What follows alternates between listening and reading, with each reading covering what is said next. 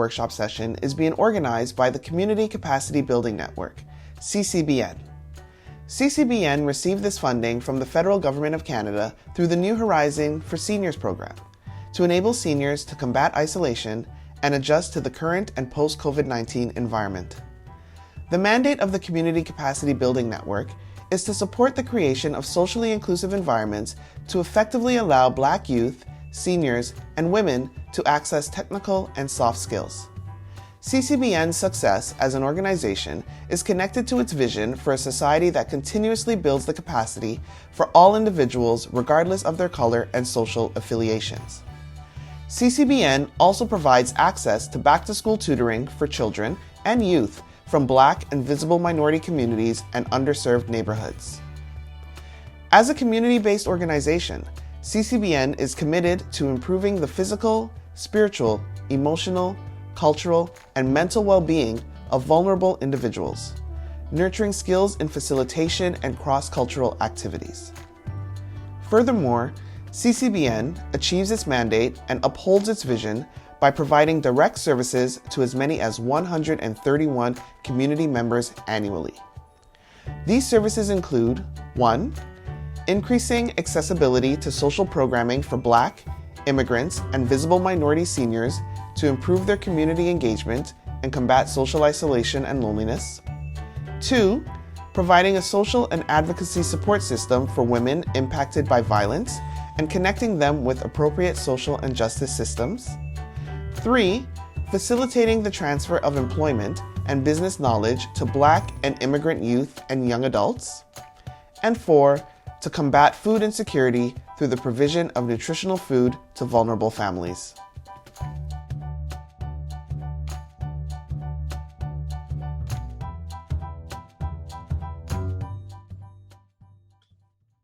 Welcome to the Seniors Better Living Workshop. This session focuses on seniors' goal setting and personal development, what physical exercise is required for seniors first thing in the morning, and what are some potential list items on seniors' to-do list? According to a study published in the European Heart Journal, which analyzed more than 1 million older adults, simply exercising roughly 1 hour more per week than usual was linked to an 11% lower risk of heart disease. What's more, the same research found that stopping physical activity around the age of 60 results in a 27% higher risk of heart disease. Exercise is an excellent way to jumpstart your day with a vigorous boost of energy and enhances your sleep. Morning exercise has also been shown to improve decision-making skills and overall cognition for the remainder of the day in older individuals, per this research published in the British Journal of Sports Medicine. It all begs the question, what are the exercises you should do?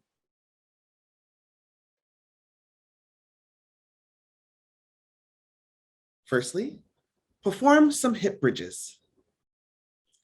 This exercise is simple, easily mastered by beginners, and offers plenty of health benefits that are particularly attractive for older individuals.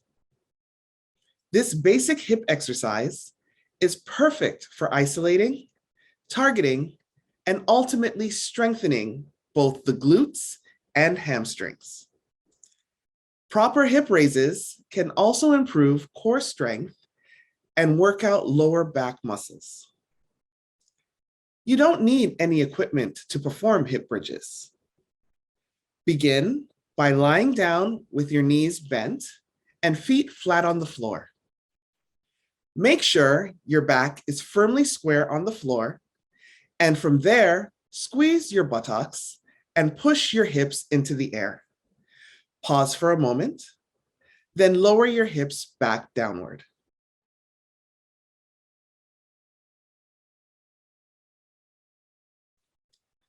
Next, go for a brisk walk.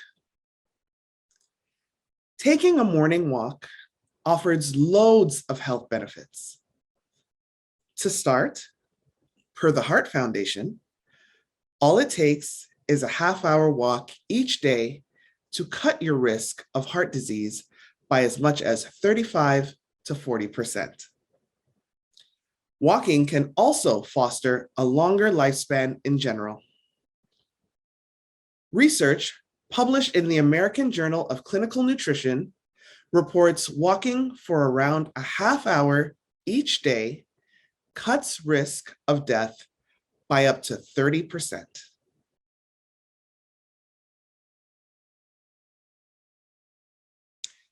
Next, do some stretches. Stretching represents a calmer, less strenuous way to start your day the right way. According to Livestrong, a morning stretching regimen can help improve your posture, reduce aches and pains, and provide a nice energy boost. Moreover, the American Heart Association recommends stretching first thing in the morning after getting out of bed. The Mayo Clinic and the American Council on Exercise tell us that stretching improves blood flow and oxygen circulation throughout the body and brain. More blood flow to the brain means extra cognitive sharpness and concentration skills. Next, do some squats. Research has shown that as you age, doing more squats on a daily basis is one of the keys to a longer, more active life. The simple squat recruits your body's largest muscle groups, helps with balance and posture, strengthens your core, and helps your brain stave off dementia while increasing your bone density. Next, we're going to talk about aging in place. Aging in place means having access to services and the health and social supports you need to live safely and independently in your home or your community for as long as you wish or are able. If you are a near senior or senior who is thinking about aging in place and would like to know more about what you may need to do to prepare for your later years, the Government of Canada has prepared a booklet for you with a checklist to assess how prepared you are to age in place by looking at the following 9 areas of your life. Services and the health and social supports you need to live safely and independently in your home or your community. We will go through each of the 9 following areas. My health, my home, my transportation, my finances, my connections, my safety, my supports and services, my community, and my partner and me, if it is applicable.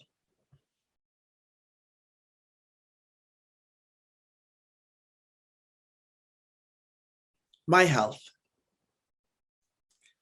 Think about your state of health as it is now.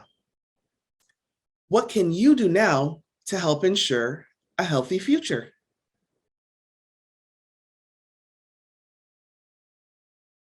And we'll start the checklist for my health.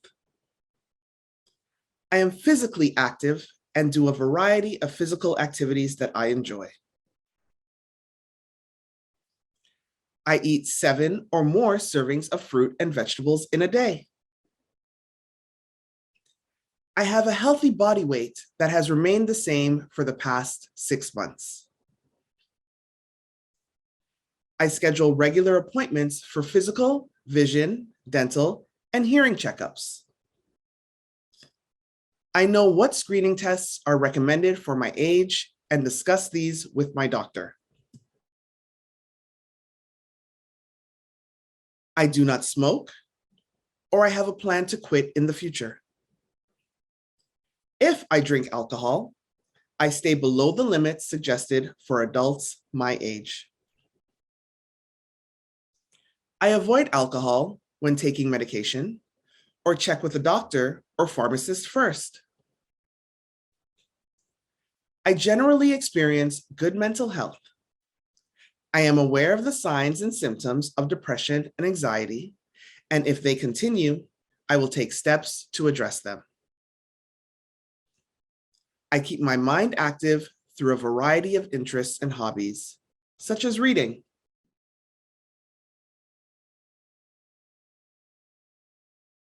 I know how to keep my bones healthy and strong, and have discussed this with my doctor or other healthcare professional. I have talked with my doctor about my pre-existing medical condition and what services and supports I may need as I age. I am aware of my family's medical history and have talked with my doctor about what I can do now to maintain my health and how my healthcare needs may change as I age. I am aware of electronic tools such as medication reminders and health management systems that will allow me to remain healthy.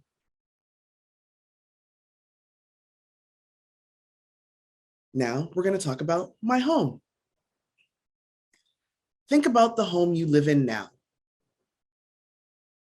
Do you plan to live there when you are 70 or 80 years of age or older? Do you own or rent? If you rent, your ability to make changes to your home to support your needs may be limited. Consider what you can do to age in place as a renter or homeowner. And now we will go through the checklist of my home. My home is in a location where I will not feel isolated in my later years and is close to services, friends, and family. I have thought about current and future costs of staying in my home. For example, mortgage or rent, condo fees, taxes, repairs, and maintenance, and whether I can afford to live there as I age. I can afford to pay for services, for example, house cleaning and yard maintenance, to maintain my home if needed. If I find myself living alone in the future, I can manage it on my own. I recognize safety risks in my home and have taken steps to fix them. I have spoken to my landlord or condo board to find out if changes can be made to my current home. The features in my home will adequately support my mobility and health needs over the next 10 to 15 years. For example, entryways and doorways that can be accessed by a walker, bathroom walls that can support the installation of handrails, and the like.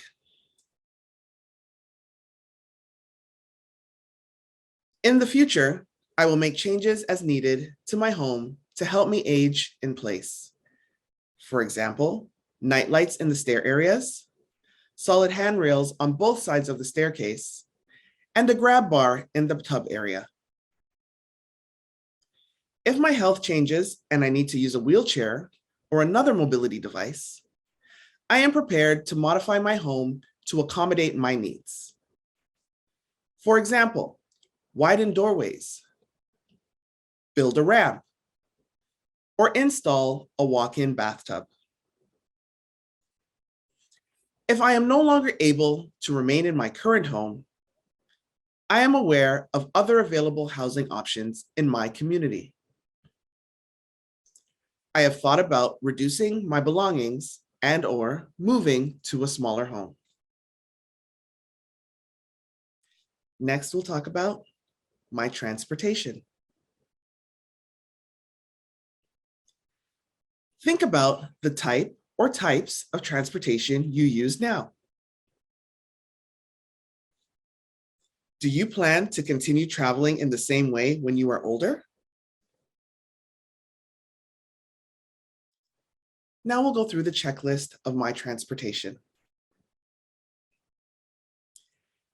If I am able to continue driving, I plan to take a refresher course to maintain my skills and knowledge of the rules and regulations.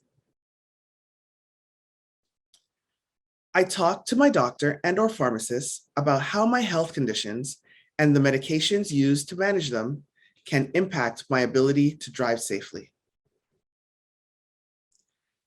I am aware of and have access to alternate means of transportation if needed. For example, walk, bus, taxi, volunteer driving programs, and carpool.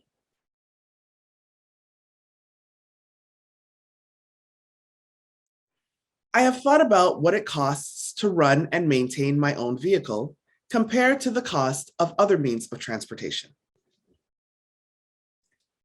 I plan to take up or increase walking or cycling as a healthy and active form of transportation. I am aware of delivery and/or online shopping services I can use if I'm not able to travel. I have thought about my future transportation needs and would be willing to relocate so I can continue to have access to the services I need.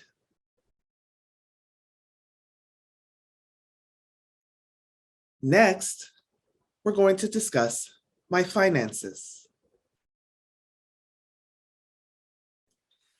Think about the state of your finances and your sources of income now. What will they be like when you are 70 or 80 years of age or older?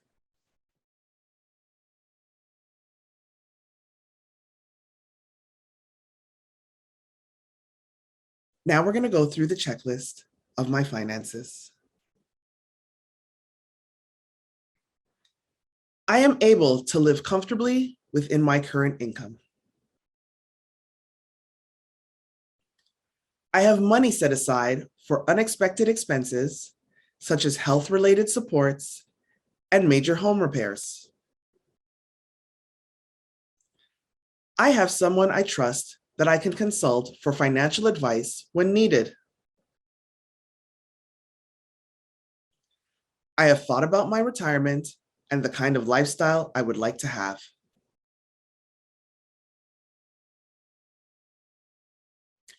I have thought about the kinds of supports and services I may need to purchase as I age.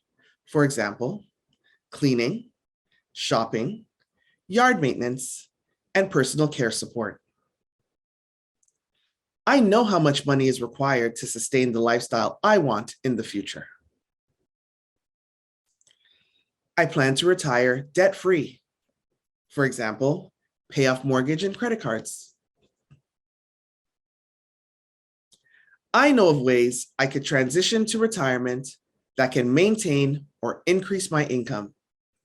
For example, work part-time, become a consultant, retire early and try a new career, or start a business on the side and keep it going post-retirement.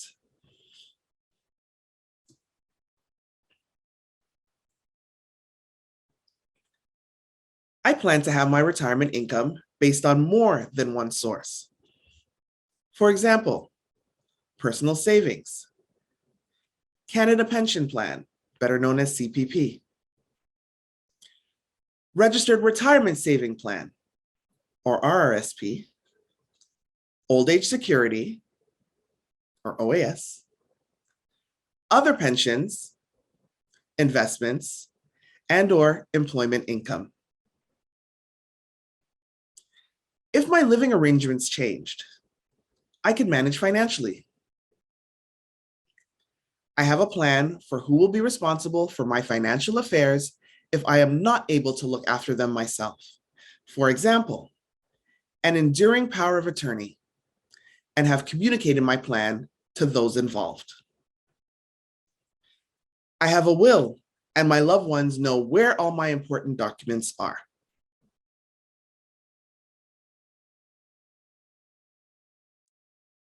Next, we'll look at my connections. Think about your social life as it is now. What will it look like when you are older?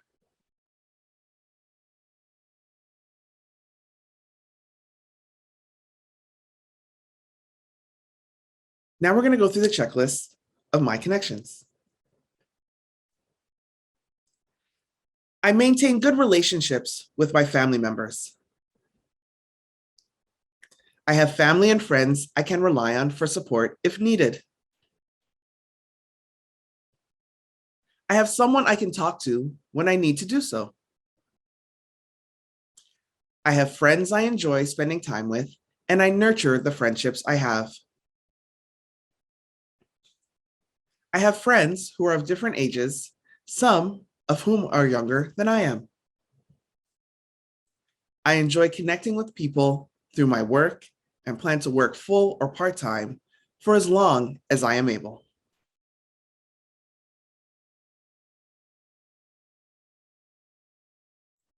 I have built deeper relationships with some of my work colleagues who I would like to stay connected with after I retire. I have developed social networks outside of my work. I have considered how I would like to stay connected with my community. I may explore volunteering as a way to contribute to my community and provide social contact. I have explored different ways of connecting with friends and family, such as Skype, FaceTime, or social media.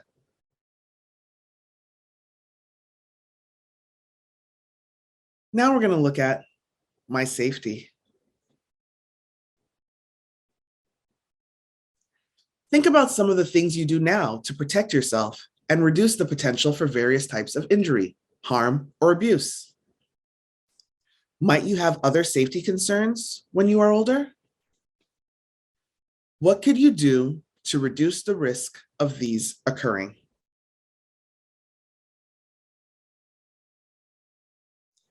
Now we're going to go through the checklist of my safety. I feel safe in my home and my neighborhood. I know how to protect myself from fraud, abuse, and neglect, including emotional, physical, and financial abuse and neglect. I know falling is a risk, and I know what I can do to decrease this risk. I keep my home uncluttered by removing scatter rugs and other tripping hazards. I keep my walkway clear of snow and ice. I had a fall recently, but I took action to decrease my risk of having another. I have considered using a home monitoring system, personal emergency response system, or a fall detection system to help keep me safe at home.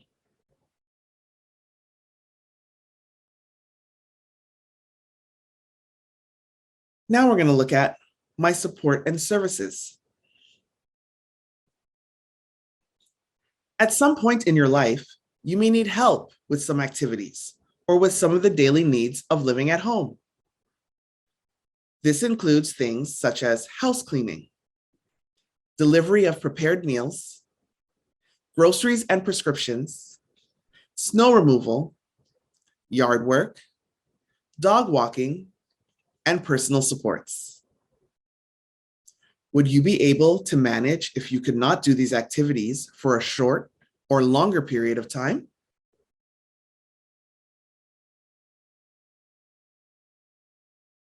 Now we're going to go through the checklist of my support and services. I have thought about what services and supports I may need to remain in my home in the future. I know where to go to find information if I have questions about my care needs or community services. I have talked to family and friends about help I may need in the future so they can prepare accordingly. I have thought of using devices such as video monitoring system, medication reminders, and a personal response service to help me care for myself or a loved one at home. As a caregiver, or if I become a caregiver in the future, I know what resources and respite services are available to help me in this role. If I am a caregiver, I have a plan for self-care to help maintain my own health and well-being.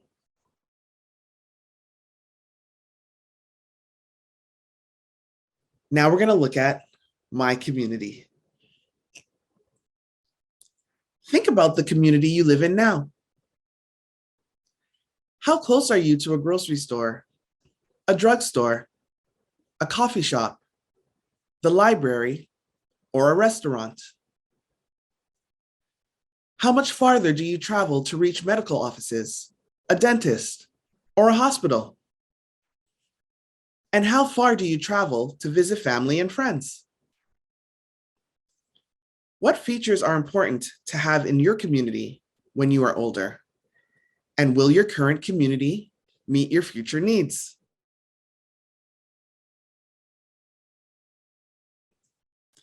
Now we're going to go through the checklist of my community. I am comfortable getting around in my community and will continue to be in the future. I feel safe in my community and know where to report concerns about how to make my community safer.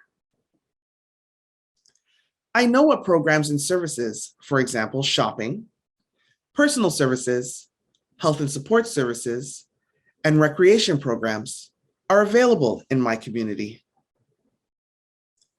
There are activities in my community that interest me, and I know how to find out more about them.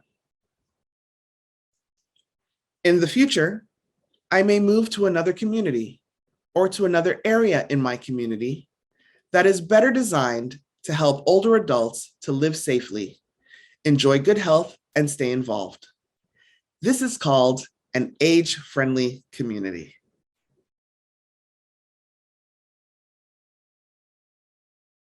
And now we're going to look at my partner and me. Think about your relationship with your partner as it is now. What changes might you anticipate as you age and your needs change?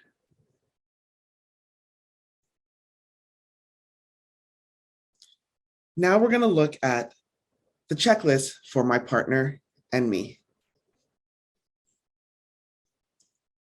What we want to be able to do financially, when we will retire, what options we may explore to work part-time or in a new job, what we will do with our time, what activities we can do together and separately, how aging or changing needs could affect our relationship, where we want to live. My partner and I nurture our relationship and work out any problems.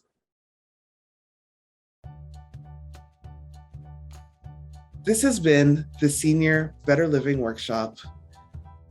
Thank you so much for joining us, and we'll see you next time.